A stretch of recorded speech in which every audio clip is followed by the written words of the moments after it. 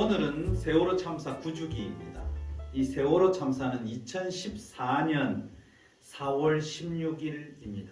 우리는 4월 16일을 잊을 수가 없습니다. 그 당시 대통령이 나와서 모두 다 구출되었다는 이야기도 들리고 구명조끼를 입었는데 다 구출할 수 없단 말입니까? 이런 소리나 하고 있었던 그 시절. 그리고 가만히 있으라는 안내에 따라 구조를 기다리던 학생과 시민 304명, 이 304명이 희생이 되었습니다. 살아나온 이들은 있었지만 구조를 받은 사람은 거의 없었습니다.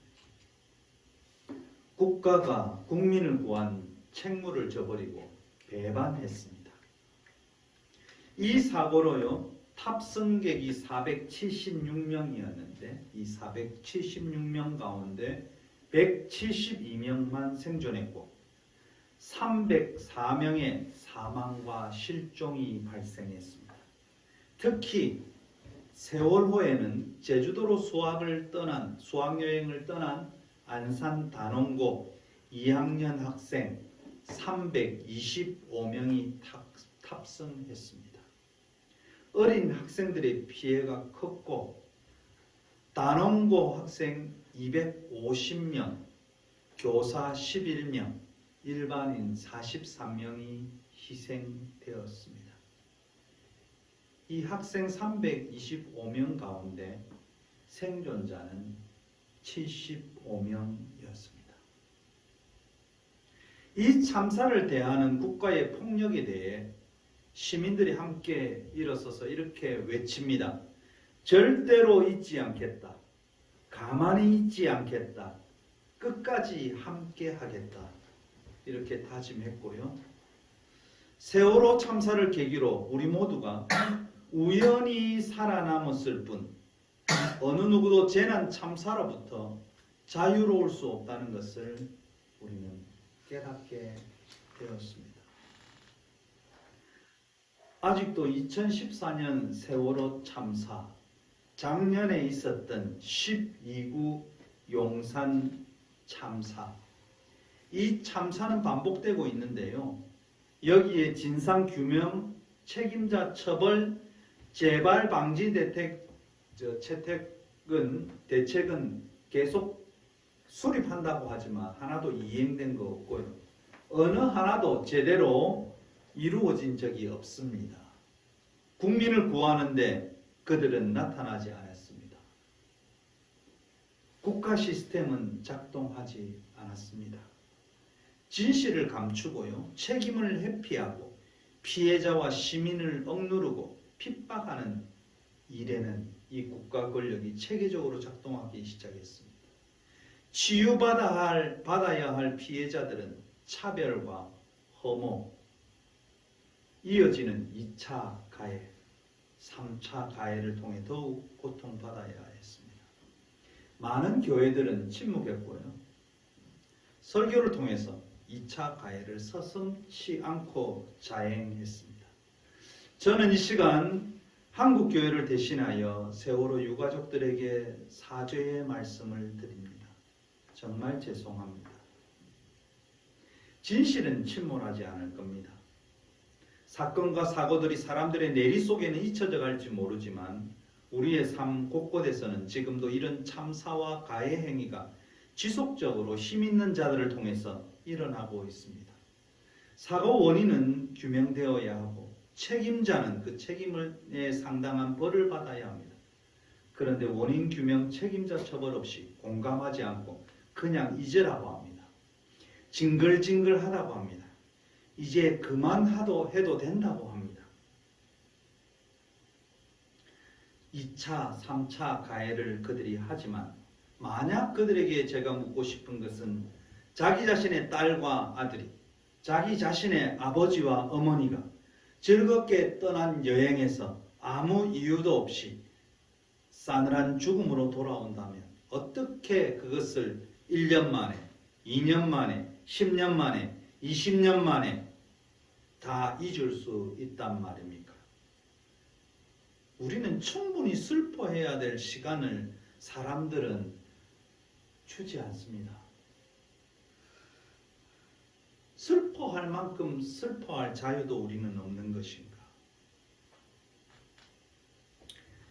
진보와 보수를 떠나서요, 사람으로는 그럴 수 없는 것입니다. 짐승 같은 시민들이, 짐승 같은 백성들이 되지 않기를 저는 간절히 바랍니다. 충분히 슬퍼하고 충분히 책임을 물을 수 있는 세상이 되기를 저는 세월호 참사 구주기 기억 예배를 드리면서 간절히 바랍니다. 우리나라는 이런 참사들이 여러 번 있었습니다. 2003년 2월 18일 우리가 살고 있는 이 대구 지하철 화재로 인해서 수많은 생명이 목숨을 잃었습니다.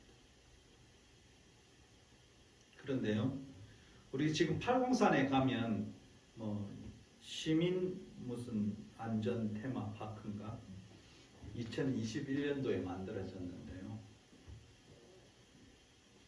여기에 가면 그냥 지하철 참사가 그냥 있었구나, 거기에 대한 생생한 내용도 없어요. 사람들이 거기 들어가면서 안전에 대한 부분만 있습니다.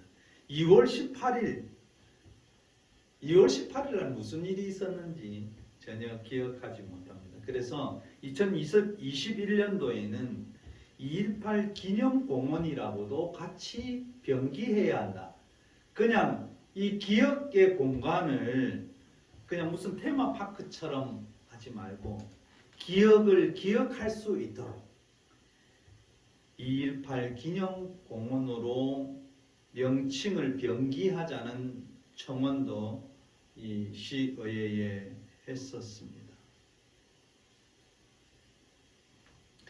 우리 1995년도에도 엄청난 사건이 있었습니다. 여러분이 기억도 생생할 것인데요. 95년 6월 29일 삼풍백화점 붕괴 사고입니다. 이 삼풍백화점이 붕괴되면서 532명이 사망 또는 실종되었습니다.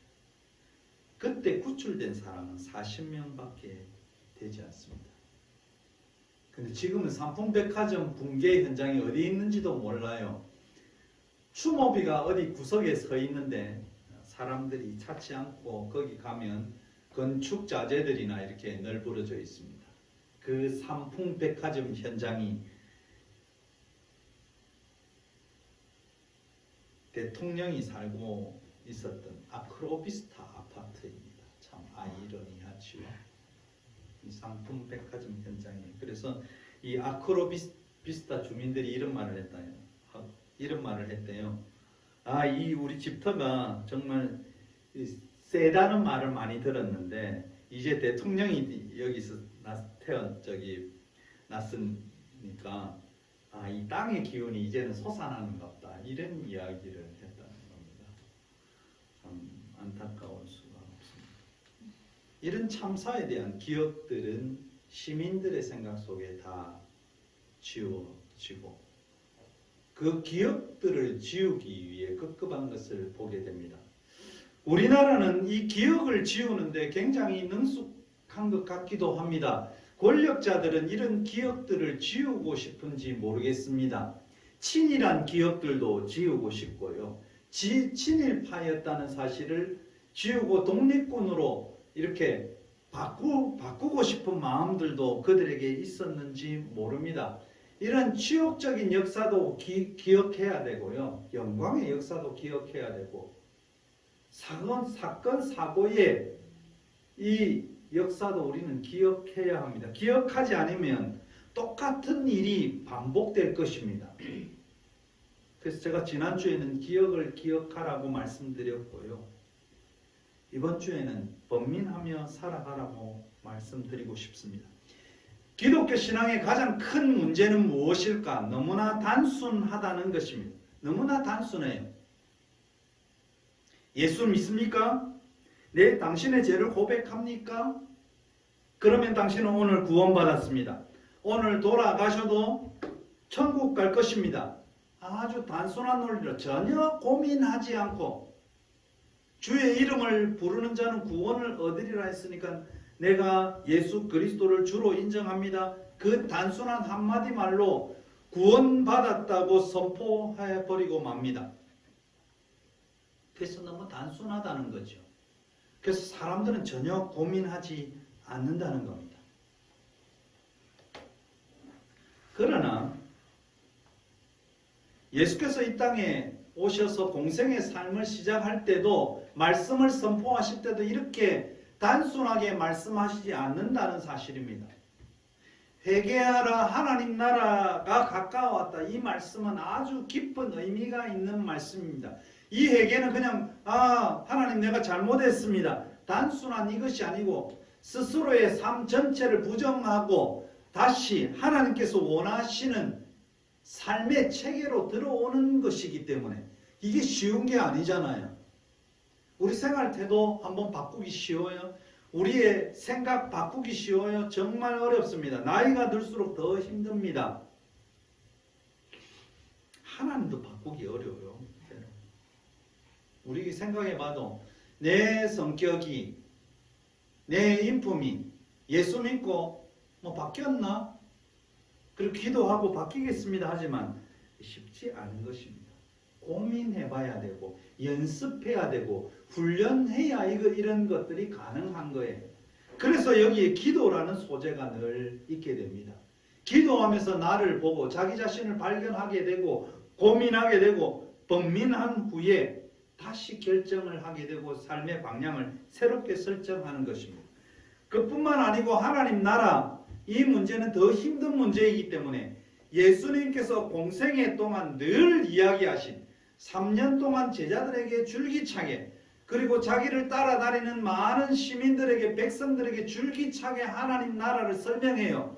그런데 사람들은 이해하지 못했던 것 같습니다.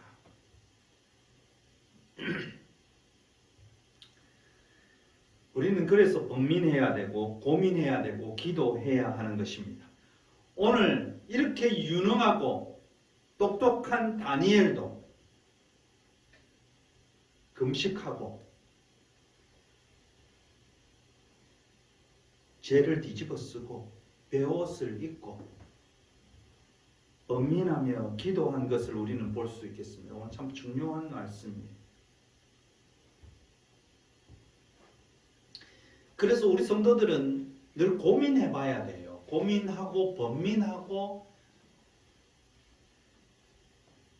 이렇게 내가 삶을 살아가는 것이 맞는가? 내가 하나님 앞에서 이 삶이 옳은 건가?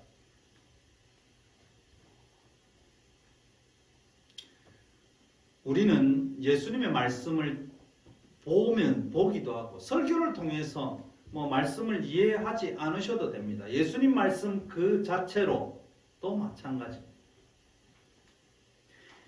예수께서 말씀하실 때에 누가복음 13장에 지난번에도 제가 예를 드렸지만 예수께서 각 성의 마을로 다니사 가르치시며 예루살렘으로 여행하시더니 어떤 사람이 여짜오되 주여 구원받는 자가 적으니까? 라고 질문합니다. 구원받는 자가 적으니까? 그때 예수님께서 좁은 문으로 들어가기를 힘쓰라. 내가 너에게 이르노니 들어가기를 구하여도 못하는 자가 많으리라. 그러면서 집 주인의 비유를 듭니다. 집 주인이 일어나서 문을 한번 닫은 후에는 밖에 사람들이 서서 문을 두드리면서 열어달라고 하지만 그 주인은 이렇게 대답한다. 나는 너희를 도무지 알지 못한다. 너희들이 어디서 왔노? 나는 모른다 라고 말한다. 그때 문을 두드리는 사람들이 이렇게 말할 것이다. 우리는 주인님 앞에서 먹고 마셨으며 주인님께서 가르치시는 그 말씀을 배웠습니다. 라고 이야기합니다. 그런데 이 주인은 너희가 어디서 왔는지 알지 못하노라. 행악하는 모든 자들아 나를 떠나거라. 이렇게 말씀하신다고 합니다. 우리는 이 말씀들을 보면서요, 사람들이 이 말씀을 다 그냥 쓰여진 활자로 그냥 생각해 버리고 맙니다. 전혀 겁나하지도 않습니다. 겁나지 않습니까, 여러분? 내가 평생 동안 주일날 다른 데도 가지 못하고 뭐 수요일도 교역하고 뭐 하여튼 나를 제약된 요소가 엄청나게 많이 살았는데 성경 말씀을 본다고도 열심히 봤는데 니 모르겠다는 것입니다. 정말 겁난 말씀인데 겁나하지도 않고 고민하지도 않습니다. 그래, 나와는 상관없는 말씀이야. 나는 예수 믿잖아. 나는 하나님 믿잖아. 성령께서 나를 옆에서 진짜로 많이 도와주시고 있잖아. 내가 교회 가면 얼마나 막 가슴이 뜨거워지는 줄 알아? 우리는 뜨거워지는 것으로 하나님께서 나와 함께 하시는 거라고 생각을 해요. 감정이 뜨거워지는 것이지 그의 이성과 그의 삶이 뜨거워지는 것이 아닙니다. 내가 교회 오면 열심히 예배드리고 기도하고 성경 공부 열심히 다 참여하고 봉사하고 전도하니 나는 당연히 하나님의 사랑받는 존재라고 자기 확신을 해버립니다. 그런데 예수님이 이렇게 말해요. 나는 너희가 어디에서 왔는지 알지 못한다. 그 앞절에는 주 앞에서 내가 예수님 앞에서 주인님 앞에서 하나님 앞에서 제가 먹고 마셨습니다.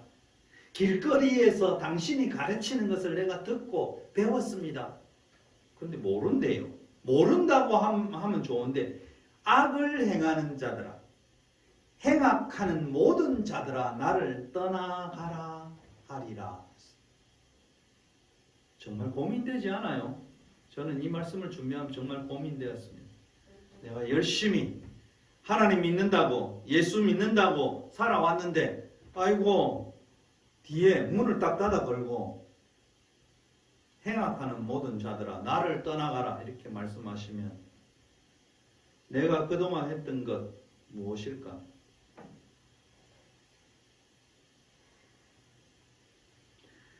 요새 여러 가지 집회들도 있잖아요. 집회에 가서 회개하라 이렇게 하면 눈물 콧물 다 빼면서 마치 죽을 죄인이 된 것처럼 젖먹이 시절부터 지금까지 뭘 그리 잘못했는지 회개하고 난리가 납니다.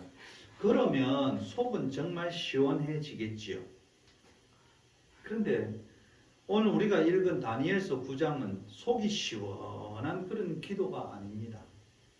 정말 다니엘서의 다니엘 9장의 다니엘의 기도를 보면 정말로 답답합니다. 가슴이 무거워짐을 느낍니다. 다니엘서 9장에 관한 이 역사적 이해는 다음번에 우리가 생각하고요. 오늘은 다니엘의 기도와 그 범민에 대해서 생각할 것입니다. 7장 8장에서 다니엘은 7장 28절에 나 다니엘은 중심에 번민하였으며 내 얼굴빛이 변했다고 고백하고요. 다니엘 8장에서는 다니엘의 을레강변 이 환상을 보고 번민하고 번민할 정도로 끝나는 것이 아니고 나중에 보면 지쳐서 여러 날 끙끙 앓았다고 했습니다. 얼마나 고민했으면 얼마나 고통스러웠으면 이 환상을 보고 나서 설명도 해줬어요. 이 환상은 이런 것이야 설명을 해줬는데 지쳐가지고 여러 날 끙끙 앓았다고 성경은 표현하고 있습니다. 그런데 몸이 상할 정도로 번민하고 고통 가운데 다니엘은 뭘 했냐? 9장에 책들을 읽었다고 했어요. 책들을 봤습니다. 오늘 우리 본문에는 뭐라고 했냐면 2절에 곧 그 통치 원년에 나 다니엘이 책을 통해 여호와께서 말씀으로 선지자 예레미야에게 알려주신 그 연수를 깨달았다. 여기 책이라면 단수잖아요. 근데 히브리어 원문에 가서 보면 책들이라고 표현합니다. 복수입니다. 그러니까 우리가 생각할 때 예레미야서를 다니엘이 지금 읽었구나. 역대기상을 읽었구나. 뭐 이렇게 생각할 수 있을 것인데 그렇지 않아요. 여러 책들. NIV 성서 New International Version 영어 성서에서는 이렇게 표현합니다. Daniel understood from scriptures. 그래서 복수를 쓰고 있습니다. 우리 그 전에 개역 개정판 전에 개역 성경에 나 다니엘이 서책으로 말미암아 여호와의 말씀이 선지자 예레미야에게 임하여 고하신 그 연수를 깨달았습니다. 개역 성서에는 서책이라고 했고 NIV 성서에서는 스크립튜어스 복수의 책들, 히브리어 원문에도 책들이라고 했습니다.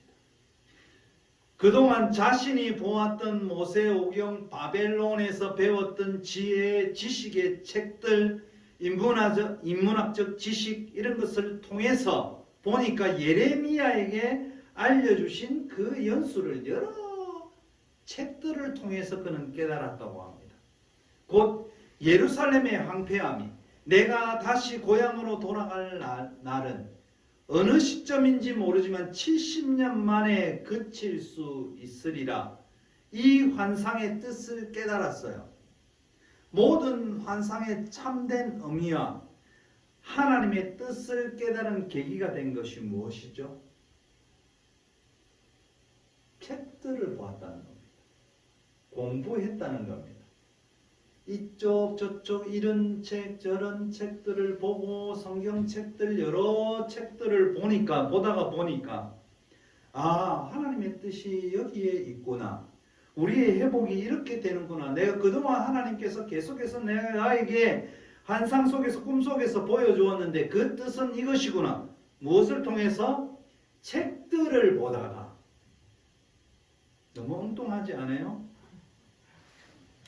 우리가 하나님의 뜻을 깨달을 때 사람들은 뭐라고 생각합니까?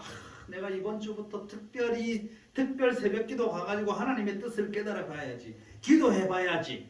기도하면 하나님의 뜻이 나에게 나타날 거야고 생각하지만 다니엘은 먼저 책들을 통해서 하나님께서 그에게 말씀하신, 그에게 보여주신 그 환상의 의미를 깨닫게 됩니다.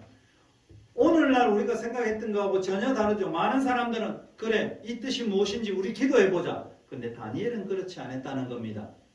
이 환상이 무엇인지, 이 내용이 뭔지, 이 시대의 흐름이 뭔지 내가 그동안 배워왔던 역사책들을 한번 보자. 구약성서 창세기, 출애굽, 레위기, 민수기 이런 책들을 보자. 그리고 열왕기상, 역대기상 이런 책들을 보자. 그래, 책들을 통해서 이것을 깨달았지 기도를 통해서 깨닫지 않았다는 사실입니다. 그는 이것을 깨닫고 못했습니까? 말씀을 깨닫고 못했습니까? 좋아요, 하나님 감사해요, 나에게 이것을 깨닫게 해주셨으니 할렐루야, 이렇게 하지 않았다는 겁니다. 오늘날 교회에서 이루어진 그런 내용과는 전혀 다릅니다. 이제 얼마 안 있으면 우리가 고국으로 예루살렘이 회복되겠구나, 그렇게 생각하지 않고요. 그는 그 즉시 뭐 했습니까? 굵은 베옷을 입고 금식하고 죄를 뒤집어 쓰고 기도했다는 사실입니다. 그래서 우리의 신앙생활이 번민하고 고민해야만이 거기서 성숙되고 우리의 신앙이 깊어지는 거예요.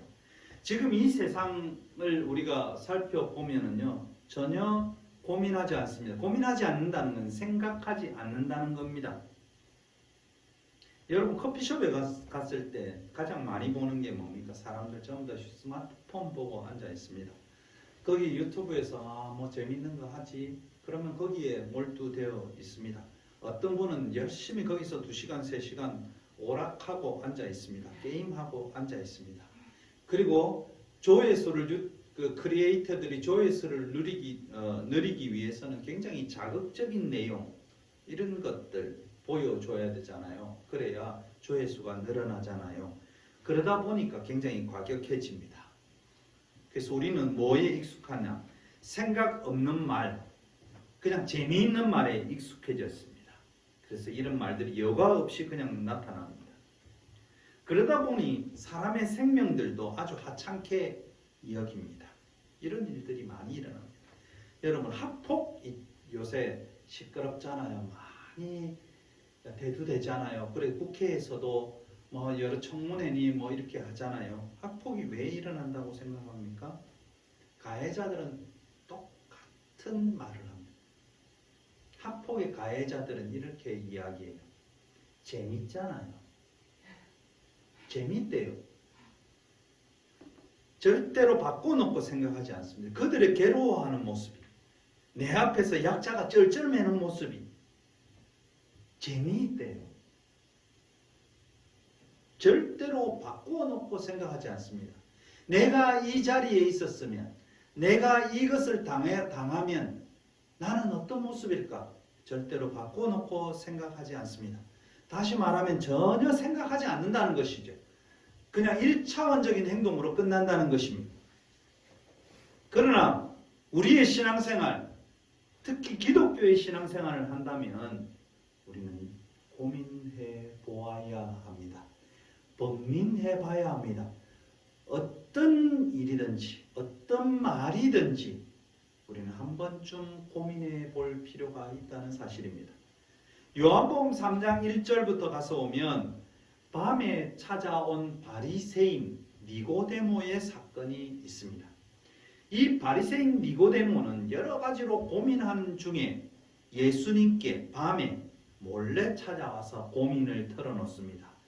예수님, 어떻게 해야 영생이라는 문제에 해답을 얻을 수 있을까요?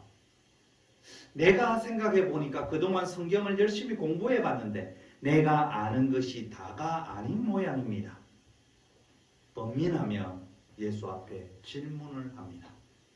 그래서 예수님께서 그에게 대답하고 때로는 핀잔을 주면서 해답을 주게 되는 것입니다.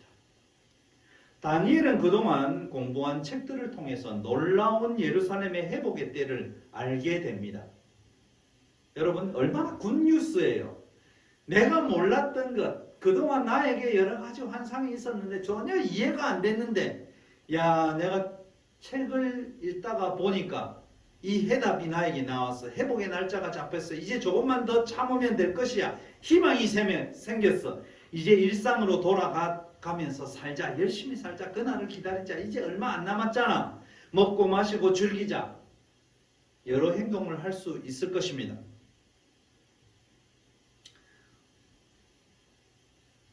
즐거운 표정, 환희에 찬 표정 지을 수 있었을 것인데 오늘 본문은 이것이 있고 난 후에, 이것을 깨닫고 난 후에 민족이 해방되고 예루살렘이 회복된다는 이 소식, 그리고 이 예언의 말씀을 이해한 후에 그는 주 하나님께 기도하며 간구하기를 결심했다고 합니다.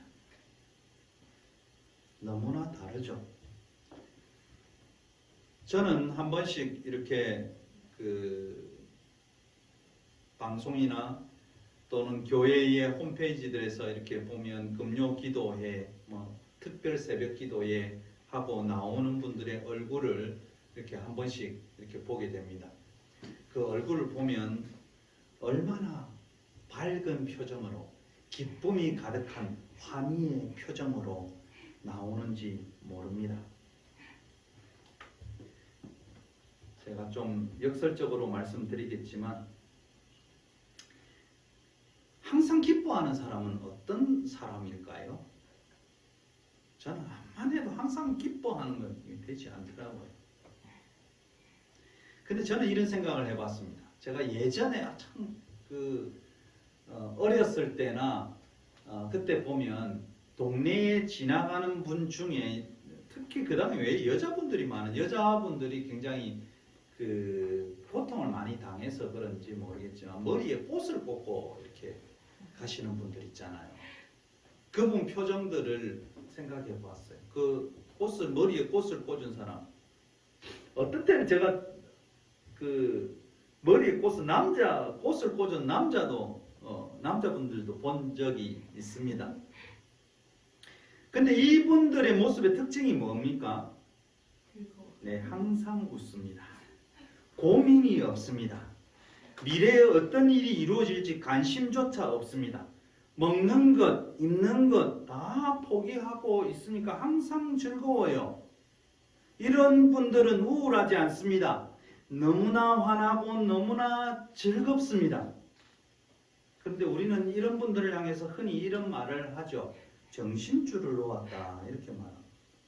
정신줄을 놓으면 늘 즐거워요. 아주 환한 얼굴을 가졌어요. 왜 항상 웃을 수 있죠? 왜 얼굴에 걱정이 없죠? 이분들은 현실의 참혹함을 놓아버렸기 때문입니다. 현실의 참혹함을 놓아버리고 자기들만의 세계로 들어갔기 때문에 항상 웃고 항상 기쁘죠. 우린 그런 분들을 보고 안타깝고 짠하다고 생각할 수 있지만 그분들 스스로는 하나도 번민이 없습니다. 우리가 짠하게 생각하는 것조차 생각하지 않습니다. 요사에 보면요. 다니엘서 10장의 2, 3절 내용으로 대형 교회, 중소형 교회뿐만 아니라 모든 교회들이 새1의 기도회, 새1은 37, 20일, 21일 기도회를 만들어서 난리도 아닙니다. 생방송도 하고 새1의 기도회 들어보셨는지 모르겠습니다만, 그런데 이들이 모여서 이 새1회 동안 다니엘은 뭐 했냐면 번민하고 금식하고 죄를 뒤집어 쓰고 기도했는데요. 이런 기도를 했나요? 아닙니다. 저는 기도하는 건 나쁘다고 말하지 않습니다. 그런데 성경의 다니엘서에 나타난 새1의 기도는 이런 기도회가 아닙니다. 다니엘의 기도회 이런 것 오늘날 교회가 그 이름을 빌려서 진행하는 그런 기도회가 아니라는 겁니다. 그 기도회의 특징이 무언가? 플랜카드들 붙인 거 보면 뻔해요. 자기 새끼하고 연관해서, 자기 식구들하고 연관해서, 자기 사업과 연관해서 겁나게 기도합니다. 다니엘은 새1회 동안에 고기, 포도주 안 먹으면서 울면서 했던 기도 내용과는 너무 거리가 먼 것입니다. 성경에 나오는 이 멋진 기도들을 오늘날 교회들은 특히 대소형 교회 가릴 것 없이 그들은 다니엘의 기도를 탐욕스러운 수단으로 전부 바꿔버려서 자기 새끼 잘 되고 자기 남편 잘 되고 자기 마누라 잘 되고 온통 이런 일에 집중해서 기도합니다. 기도하며 일어서서 난리도 아니고 스탠딩 기도에 꼭 팝스타 아이돌 공연에 열광하는 모습들이 연출됩니다. 이것을 성령의 역사라고 은혜가 된다고 은혜 받았다고 이야기합니다. 기도회 하면서 하나님 우리 아파트값 떨어지지 않게 해주세요. 우리가 전셋집에서 내 집 사서 가게 해주세요. 그 소망 제가 나쁘다고 하지 않겠습니다만 이 기도에는 이런 모습이 아닙니다.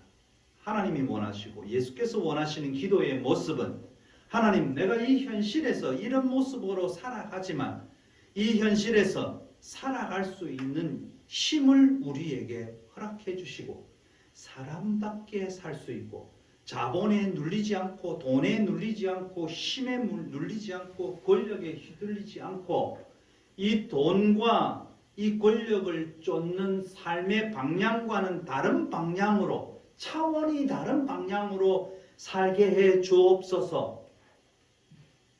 이런 기도가 하나님 앞에 우리가 드려야 할 기도입니다. 그들이 추구하는 것과 내가 하나님께 추구하는 것이 다른 방향으로 힘을 잃지 않고 이 길을 계속해서 갈 수 있도록 저를 붙들어 주세요. 번민하고 고뇌해야 이 기도가 드려질 수 있습니다. 기도는 고민을 안고 가는 것입니다. 기도했더니 시원하다. 믿음으로 구했으니 하나님이 지금 응답하실 것이야. 내가 의심하지 말자. 오늘도 앞을 향해서 교회 문턱을 나서면서 뚜벅뚜벅 열심히 걸어가자. 씩씩하게 걸어가자. 이것이 아닙니다. 우리는 고민하지 않고 성경을 읽습니다. 저는 기도회 할 때마다 이런 생각을 그들이 가져야 된다고 생각합니다.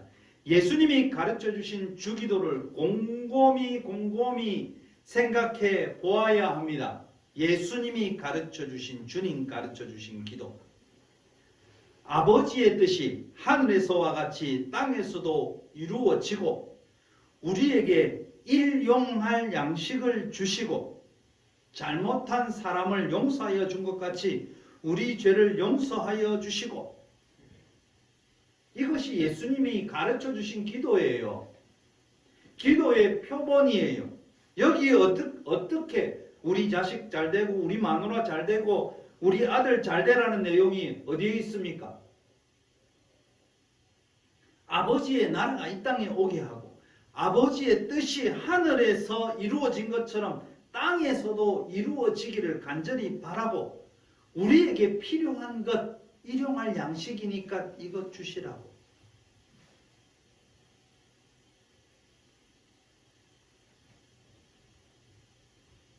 이것이 바로 현실에서 이런 환경에 주눅들지 않고 살아갈 수 있는 용기와 힘을 얻는 기도인 것입니다. 한국 교회 성도들은 어떻게 보면 전혀 고민하지 않고 싶어 하는 것 같습니다. 우리는 다 누구나 고민하지 않고 걱정 없이 살고 싶어 하겠지요. 그러나 우리가 예수 믿는다면 우리가 모든 이 세상의 역사의 짐도 같이 져야 하고 이 세상의 문제의 짐도 우리가 같이 져야 합니다.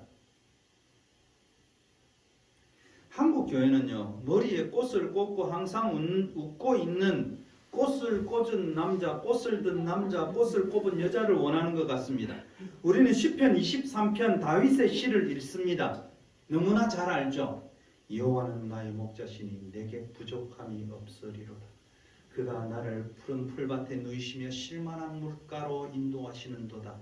얼마나 로맨틱함이가. 그런데 다윗의 시가 로맨틱한 시가 아니라는 사실이에요. 시편 23편이 로맨틱하게 들리면 우리는 잘못된 것입니다. 이 시가 쓰여지기까지 다윗은 정말로 많은 번민을 했습니다. 이런 고백이 나오기까지 그는 전장의 시간들, 고통의 시간들, 이 고백의 기저에 깔려있는 시인의 마음을 우리는 생각해 보아야 합니다. 다윗의 삶은 한번 볼까요? 아무도 없이 텅텅 빈 광야에서 양을 치는 목동이었습니다. 양을 지키기 위해서 여우와 늑대와 싸우면서 손과 발에는 수많은 상처가 있습니다. 광야에는 먼지가 많기 때문에 깨지지 않은 검게 탄 얼굴, 다 떨어져가는 옷, 목이 말라 타들어가는 입술, 그러한 고통 뒤에 나온 고백이 여기에요. 그가 나를 푸른 풀밭에 누이시며 쉴만한 물가로 인도하시는 도다. 삶의 번민 뒤에 발견한 하나님의 얼굴을 보고 느끼는 고백이 오늘 다윗의 시편 23편 고백입니다. 신약 성서의 예수님의 삶 전체를 보면 매일매일 싸움의 연속입니다. 바리새인과의 싸움, 권력자와의 싸움, 종교 지도자와의 싸움. 그러기에 그는 새벽에 홀로 기도하실 수밖에 없었습니다. 번민, 고뇌, 이 단어가 예수님을 대변하는 단어입니다. 그는 최종적으로 십자가를 앞에 두고 번뇌합니다. 하나님, 이 십자가를 지고 싶지 않습니다. 결코 never. 그러나 예수님은 처절한 자기 고뇌 후 번민의 시간이 지나간 후에 하나님의 시간에 스스로를 내어주게 됩니다. 오늘 다니엘서 9장 3절, 기도하며 간구하기를 결심한 이유가 무엇일까요? 고뇌하면서 책들을 통해서 해답을 얻었는데 이제는 그 시간, 그 도달할 시간 동안 이 시간의 고통들을 참아내야 한다는 사실입니다. 70년 후에 예루살렘이 회복되는데 결국 하나님의 백성이 예루살렘으로 귀환하고 성전이 회복되는데 왜 그 고통스럽게 금식하면서 기도하고 번뇌하고 고민할까요? 하나님의 나라가 회복되고 이기는 것은 알겠는데, 그런데 지금 다니엘과 포로된 유대인들의 처해 있는 시간은 너무나 괴로운 시간이라는 것입니다. 이것을 그럴듯한 말로 이야기하면 영광의 미래가 도래하는 것인데 왜 이렇게 다니엘은 금식하며 죄를 뒤집어 쓰고 고민하면서 기도할까요? 두 가지 사실이 있습니다.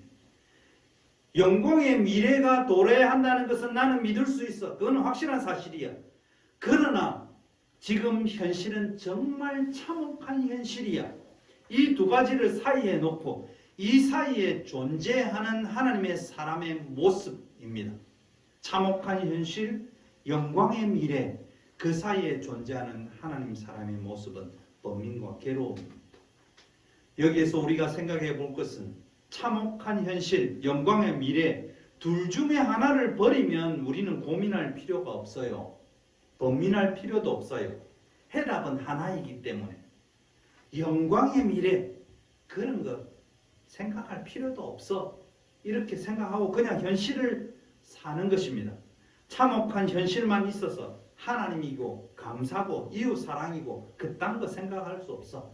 적자생존, 양육강식, 세고 잘난 놈은 이기고 못난 놈은 처지는 거고 내가 왜 이 꼴이냐? 나 무능한 꼴이냐?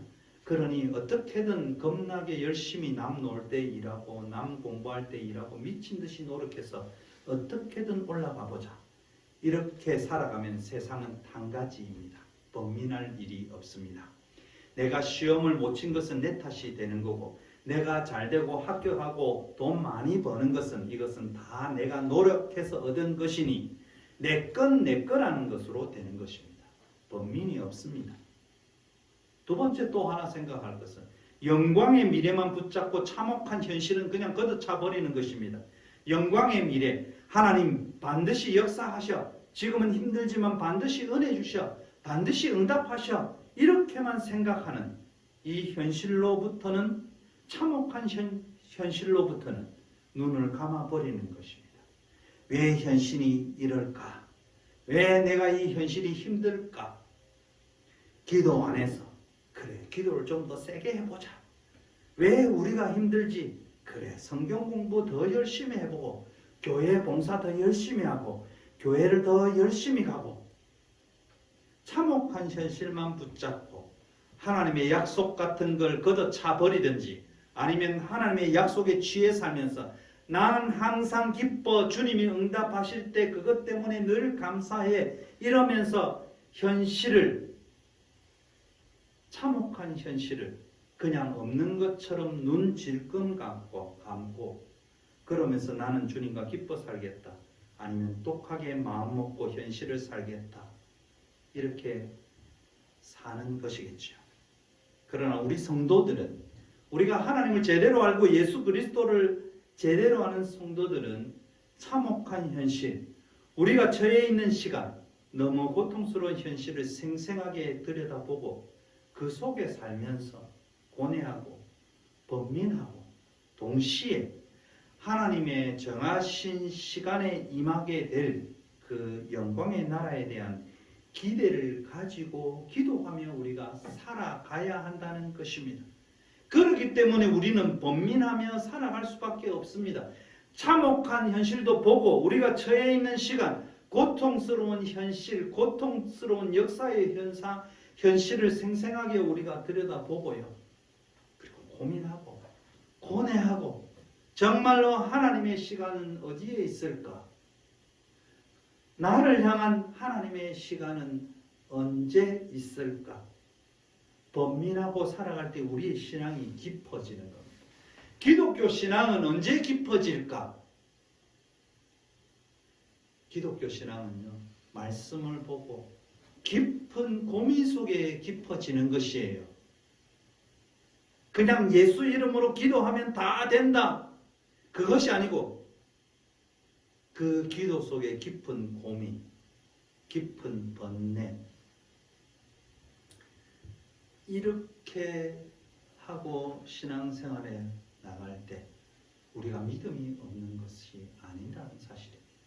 많은 사람은 우리가 의심하면 믿음이 없대요. 의심하면 믿음이 없는 걸까요? 의심하고 질문하고 고뇌하고 번민하고 그를 통해서 해답을 얻을 때 이 땅이 정의로웠게 될 것입니다. 이 땅이 하나님의 나라로 회복될 것입니다. 다니엘은 영광의 시간을 생각하며 번민하고 고민하고 질문하고 공부하면서 의와 정의로 임하실 주님을 바라보았습니다. 사랑하는 성도 여러분, 세월호 기억주일, 국가란 무엇인가, 시민이란 무엇인가에 대해서 고민해 보며 오늘 우리에게, 오늘날 이 시간에, 오늘 이 공간에 우리에게 작은 자로 임하시는 하나님을 진정 만날 수 있는 고민하고 고민하는 성도들이 다 되시기를 주님의 이름으로 부탁드립니다.